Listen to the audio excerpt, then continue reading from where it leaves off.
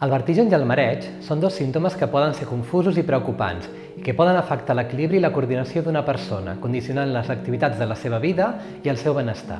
El vertigen és una sensació de moviment o gir, com si l'habitació o l'espai en el que es troba una persona girés al seu voltant. És causat per una alteració en el sistema vestibular de l'oïda interna, la que controla l'equilibri i l'orientació espacial del cos. El mareig, en canvi, és diferent. Normalment se'l descriu com una sensació més lleu de desequilibri o inestabilitat, com si una persona estigués a punt de desmaiar-se.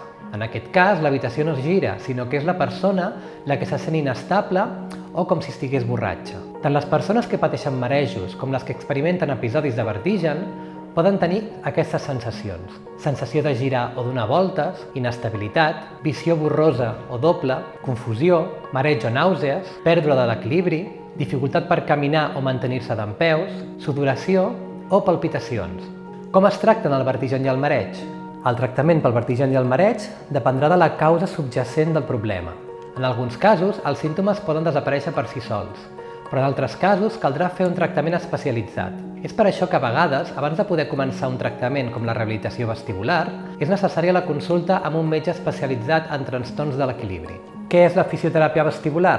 La fisioteràpia vestibular és una branca de la fisioteràpia que, basant-se en l'evidència científica, dissenya programes de rehabilitació per ajudar les persones que pateixen vertigen i altres trastorns de l'equilibri.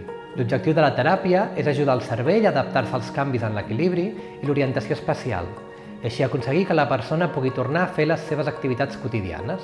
La teràpia acostuma a incloure una combinació d'exercicis adaptats per la persona i dissenyats a millorar la coordinació i la inestabilitat, així com per reduir la sensació de vertigen i altres símptomes relacionats. El tractament ha de ser personalitzat per adaptar-se a les necessitats individuals de cada pacient. A banda del vertigen i dels marejos, una altra conseqüència d'aquest és la por a caure o les caigudes freqüents. Aquest fet sol accentuar-se amb l'edat i també es pot tractar amb fisioteràpia vestibular per millorar la seguretat i l'equilibri.